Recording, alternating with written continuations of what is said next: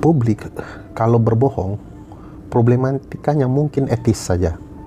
Tapi kalau pejabat berbohong, dampaknya bisa sosial, ekonomi, dan hukum. Bayangkan kalau pejabat berbohong soal kebijakan ekonomi, itu dampaknya ke seluruh publik merasakan dampak ekonominya. Bayangkan betapa pentingnya pengaturan sikap sopan para pejabat dalam ruang kode etik misalnya. Jadi persoalan publik tidak santun itu bukan hal yang penting dalam teori filsafat relasi negara dan masyarakat. Karena masyarakat yang berbohong bisa saja karena mereka bukan tidak taat etika, tapi terpaksa gitu ya. Saya ambil contoh misalnya publik yang menderita kelaparan dan dia mau mencari kerja. Maka dia bisa berbohong dengan cara penampilannya bahwa dia bukanlah orang yang miskin, agar kemudian si pencari kerja memberikan pekerjaan kepada dia. Karena punya kecenderungan pencari kerja, pemberi lapangan kerja akan melihat background seseorang agar mungkin dia berpikir orang itu tidak akan lalai dalam pekerjaannya. Jadi publik dia berbohong kepada pemberinya kerja seolah-olah dia cukup mumpuni tenaganya, pekerjaannya, kemapanannya dan segala macam. Tapi kalau pejabat publik berbohong, ya, itu dampaknya akan luar biasa luas, akan kemana-mana. Apalagi ada pejabat berbohong soal hukum, ya, itu akan luar biasa dampaknya bagi keadilan. Jadi problematika yang wajib santun adalah pejabat negara, bukan publik gitu ya. Pejabat negara memastikan agar seluruh tingkah lakunya, seluruh pembicaraannya tidak akan berdampak bagi orang lain. Jadi kalau ada orang yang membela mati-matian bahwa Presiden Joko Widodo tidak pernah berbohong, bagi saya ada problematika etik yang perlu ditelaah, gitu ya. Jadi permintaan Pak Luhut agar publik santun, harusnya Pak Luhut sampaikan kepada para pejabat, termasuk diri Pak Luhut sendiri, agar lebih santun, ya. Karena kau yang gelap, ya. Pergi saja kau, dan segala macamnya ucapan-ucapan beliau belakangan menurut saya jauh dari apa yang beliau harapkan kepada publik, bahwa seharusnya Pak Luhut sendirilah yang bersikap santun, begitu ya. Jadi aneh juga kalau publik selalu ditekan. Saya agak ingat lagu Iwan Fals ya. Lagu Iwan Fals bilang, urus saja moralmu, urus saja akhlakmu, ya. Bukan kemudian pejabat sibuk mengurus moral publik, ya. Padahal mereka sendiri jauh dari moralitas itu. Dan bagi saya tidak elok kemudian pejabat di tengah kondisi ekonomi saat ini, di tengah kerumitan berbagai hal, bicara soal etika publik untuk bersikap santun. Karena sikap-sikap santun kepada penguasa itu mengingatkan kita ke konsep lèse-majesté dalam sistem kerajaan, ya. Seberapapun buruk keluarga kerajaan, publik tetap wajib santun.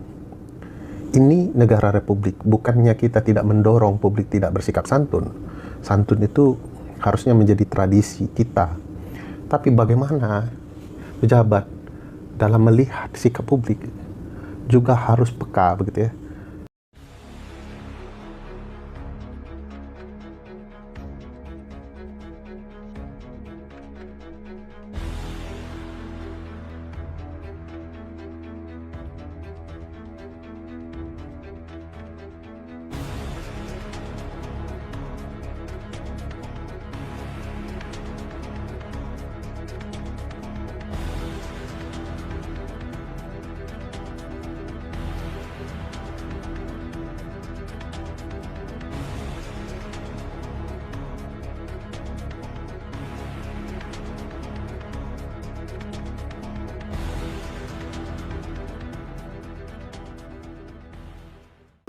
Ada masih di bawah. Shinchan tuh penggemar di sini.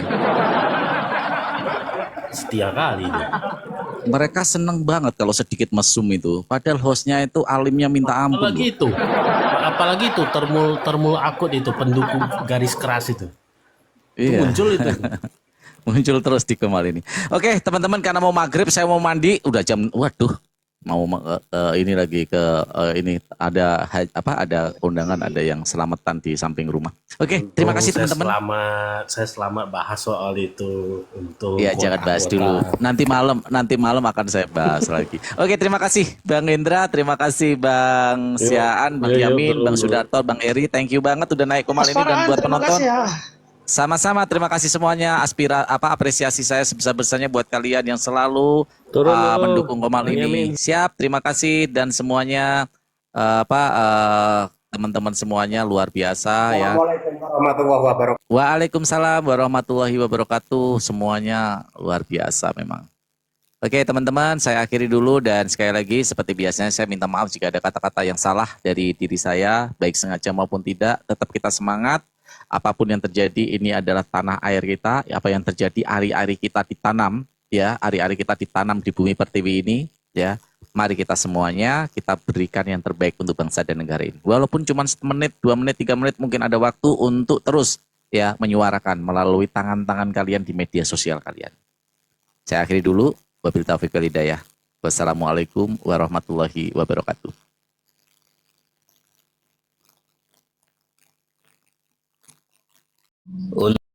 Apa?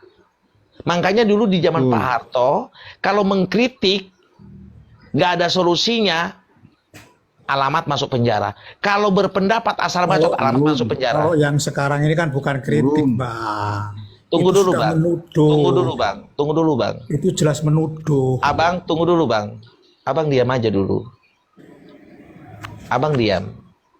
Makanya nanti kalau mau membantah omonganku tuh, pahami, pelajari poin-poin demokrasi Pancasila.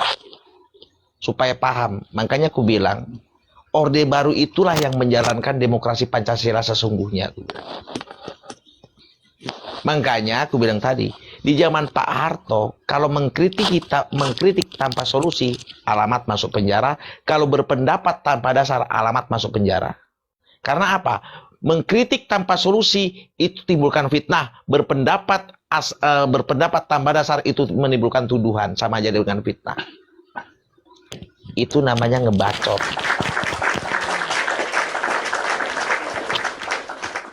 Bang Yeye. Reformasi. Ya. Di mute dulu Om Yeye. Lanjut. Reformasi ya menggaungkan, melengsarkan Soeharto kebebasan sebebas-bebasnya. Berpendapat berdasarkan demokrasi. Apa sih yang dihasilkan reformasi? Pertanyaannya. Kebaikan apa kehancuran? Kalau kita berbicara kebaikan, pertanyaannya, ada nggak provinsi yang hilang di era reformasi? Ada, Timur-Timur. Ada nggak pulau yang hilang di era reformasi ini? Ada, Ambalan. Ada nggak aset Indonesia yang hilang di era reformasi? Banyak. Banyak. Pertanyaannya, ada nggak di zaman Orde Baru provinsi yang hilang? Ada nggak pulau yang hilang di zaman Orde Baru? Nah, kalau kita landasannya menjaga utuh demokrasi Pancasila sesuai Orde Baru, nggak ada yang hilang di negara kita ini. Itu. Makanya, Bang, tadi aku mengatakan, negara kita nih negara reaktif, mudah diprovokasi. Kan itu poinnya tuh. Sesuatu hal yang nggak paham, nggak dianalisa, langsung wah iya pop ikut-ikut.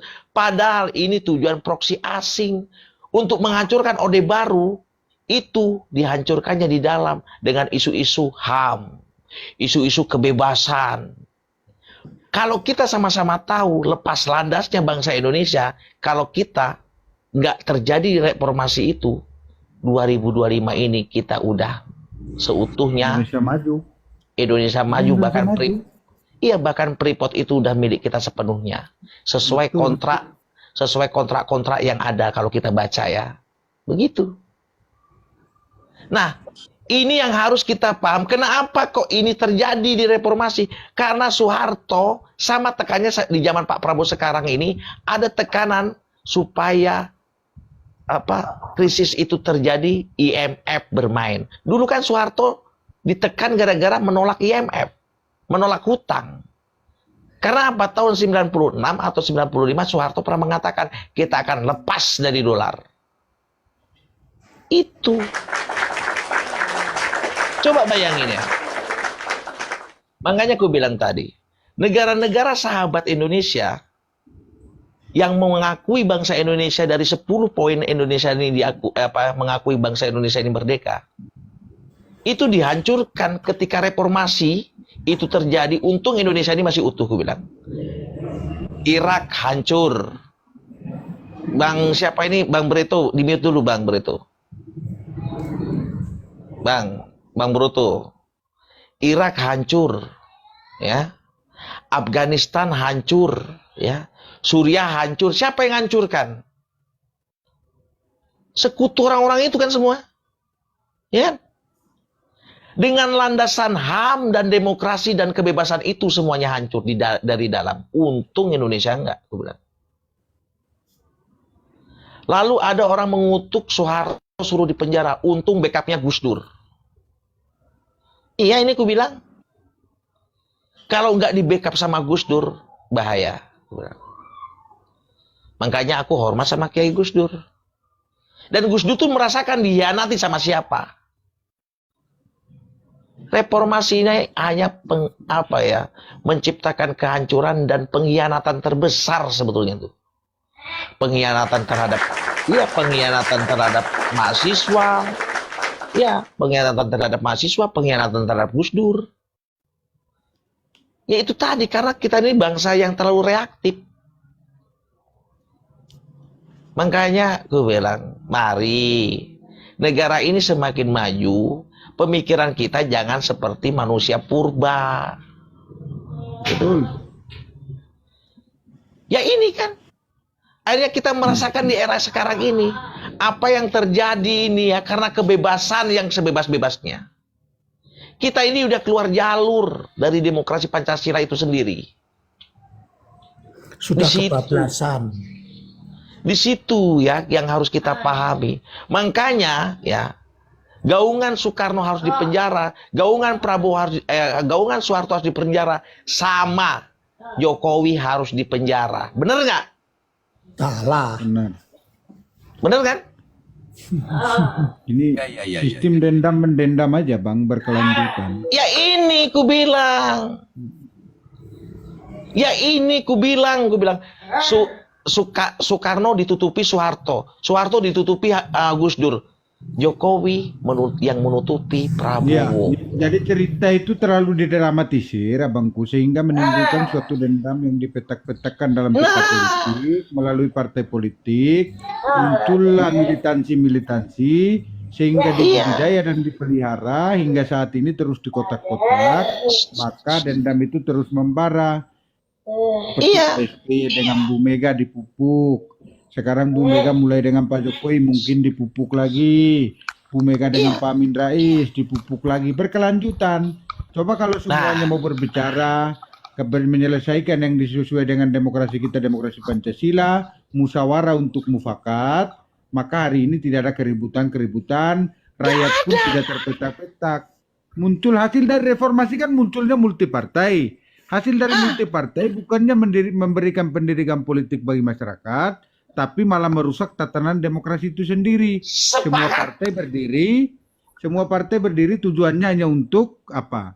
Mementingkan kelompoknya dan individu berkuasa. Individu dan kelompok meraih kekuasaan, setelah meraih kekuasaan tidak berbicara lagi soal rakyat, tapi berbicara bagaimana caranya bagi-bagi. Kan begitu aja. Akhirnya lupa Bang Gaek dan Bang Kerol is the best.